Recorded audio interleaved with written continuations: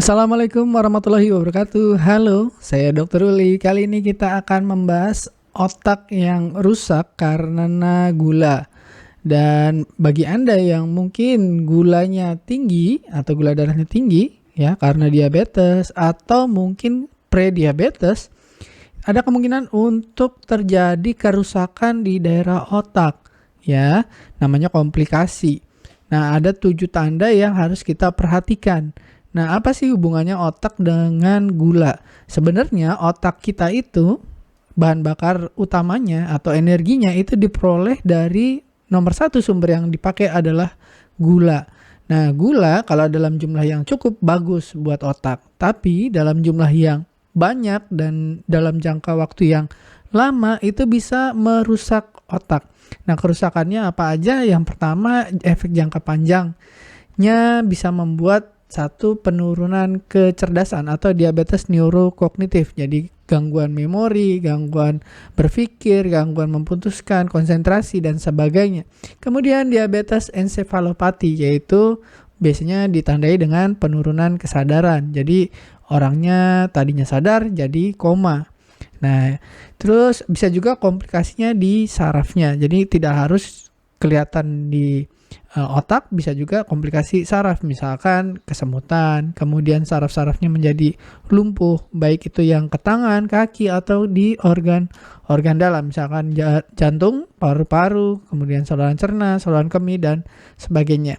Nah, pasti kita nggak pengen kejadian seperti ini terjadi pada kita atau orang-orang yang kita sayangin. Nah, gimana caranya kita mencegah supaya tidak terjadi? Satu, dengan menjaga gula darah tetap dalam keadaan yang bagus, yang normal, dalam rentang yang terkendali. Nah, tapi kalau bisa ya, kalaupun sulit misalkan, ternyata tetap terjadi komplikasi, itu bisa aja terjadi walaupun gulanya misalkan sudah terkendali, tapi kalau sudah ada riwayat bertahun-tahun gula darahnya tinggi, itu biasanya komplikasi terus berlangsung. Nah, supaya kita bisa mencegah jangan sampai terlalu berat, kita harus tahu tanda-tandanya. Kalau ketemu tanda-tandanya, segera kita konsultasi ke dokter, siapa tahu masih bisa dilakukan tindakan pencegahan supaya tidak jadi lebih berat. Nah, banyak pasien saya yang sudah bertahun-tahun diabetes akhirnya mengalami tanda-tanda yang seperti akan kita bahas berikut ini. Misalkan dia tanda yang pertama gangguan memori dan gangguan kognitif, yaitu dia susah untuk mengingat kejadian atau mengingat yang baru terjadi atau kejadian yang sudah lama. Misalkan kejadian yang baru ketika datang konsultasi ke saya, dia kenalan, "Dok, nama saya ini," dokter siapa namanya, kita kenalan. Nah, kemudian 10 menit atau 15 menit kemudian dia lupa kalau kita baru saja berkenalan. Nah, itu sering terjadi. Jadi sulit mengingat informasi yang baru terjadi atau informasi yang lama. Misalkan dia lupa dia dulu tinggal di mana, kemudian lupa dulu pernah kerja di mana aja, itu juga terjadi. Nah, yang sering tidak terlihat menonjol itu adalah kehilangan fokus atau konsentrasi pada tugas sehari-hari. Misalkan sedang makan atau sedang menonton TV, kemudian dia lupa, kok saya tahu-tahu lagi makan nih, ya. Kok saya tiba-tiba lagi nonton TV, ya. Atau misalkan dia sedang mengerjakan sesuatu terus berhenti. Ya, seperti orang yang kehilangan lupa gitu. Loh, tadi saya ngapain ya? Atau saya harusnya tadi ngapain ya? Ya, atau misalkan lagi jalan mau mengambil sesuatu ke dalam ruangan, terus lupa, tadi saya mau ngambil apa ya? Nah, itu gejala-gejala awal adanya gangguan fokus atau konsentrasi.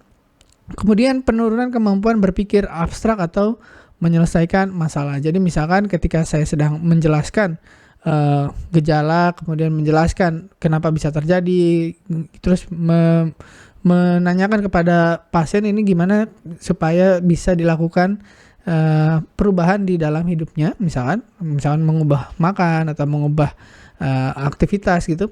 Nah, pasien tidak bisa menjelaskan atau tidak bisa menangkap apa yang saya katakan. Nah, itu sulit untuk berpikir abstrak, ya, sulit untuk memecahkan masalah atau menyelesaikan masalah yang sebenarnya mudah misalkan. Nah, misalkan untuk mengambil baju yang ada kancingnya, kemudian kancingnya bisa salah, misalkan urutannya atau yang mana duluan yang harus dipakai. Nah, itu sering kali terjadi ya. Itu gejala-gejala awal sudah mulai ada kerusakan otak, terutama di area atau di daerah yang kognitif atau kecerdasan. Berikutnya tanda yang kedua adalah gangguan di mood atau perilaku. Jadi suka menyendiri, kehilangan gairah ya, atau depresi kita sebutnya ya. Nah, tapi bisa juga kebalikannya ya, khawatir berlebihan, mikir yang masa depan yang belum terjadi, berdebar-debar, mikir yang jelek-jelek. Aduh, nanti gimana ya kalau ini, sampai sulit tidur kadang-kadang ya. Atau gampang marah, gampang tersinggung ya, perubahan emosi yang tidak biasa, jadi baperan gitu. Dan kalau misalkan untuk mengambil keputusan itu jadi lebih sulit. Ayo misalkan saya beri tawaran, apakah Bapak atau Ibu ingin minum obat atau Bapak atau Ibu ingin mengubah gaya hidup, mana pilihan yang akan diambil?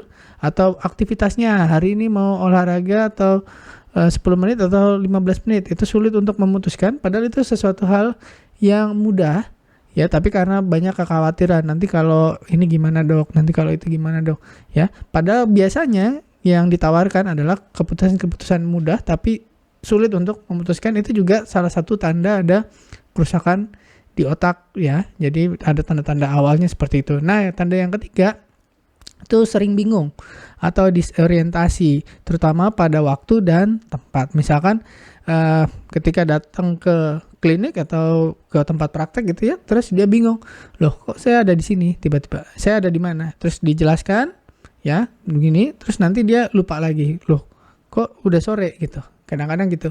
Atau ketika dia di rumah misalkan jalan-jalan sendiri keluar, terus bingung, nggak bisa menemukan lagi tempatnya ya, tidak bisa menemukan tempatnya dia di mana, tidak bisa menjelaskan juga, dan tidak bisa pulang. Nah, ini yang paling bahaya sebenarnya ya. Dan sulit mengenali orang atau lingkungan yang familiar. Misalkan udah pernah ke satu tempat, terus diberitahu tempat itu misalkan di klinik saya misalkan, terus sudah dikasih tahu di sini ini di kliniknya Dokter Uli misalkan. Kemudian setelah beberapa lama datang lagi, dia lupa ini saya di mana ya.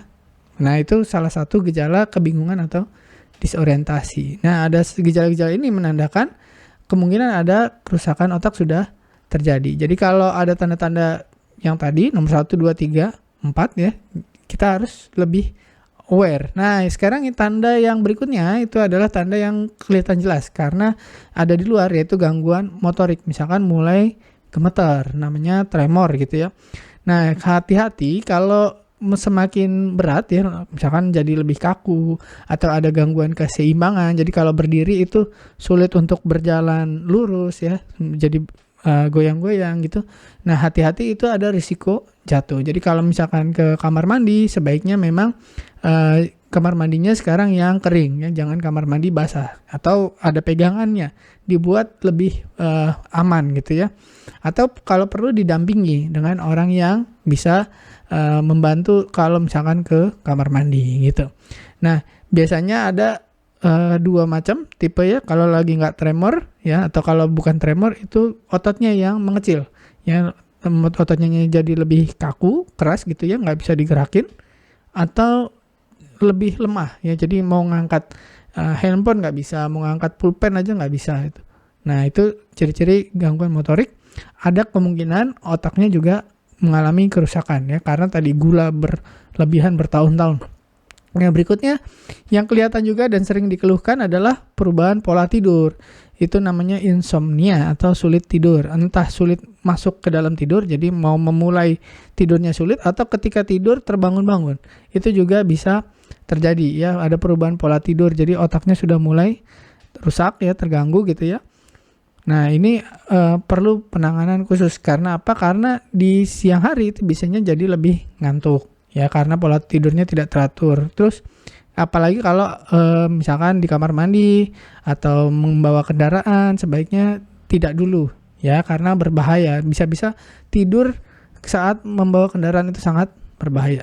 Nah, berikutnya adalah tanda yang mungkin Anda banyak yang sudah mengalami, namanya neuropati diabetik. Nah, neuropati diabetik itu misalnya kesemutan, mati rasa di ujung kaki atau ujung tangan. Nah, tapi yang dikhawatirkan adalah tidak hanya neuropati yang di samping atau di perifer, tapi yang di dalam, misalkan di saluran cerna, kemudian di saluran kemih, kemudian di paru, kemudian di jantung. Kalau di situ terjadi kerusakan saraf, ya bisa terjadi apa?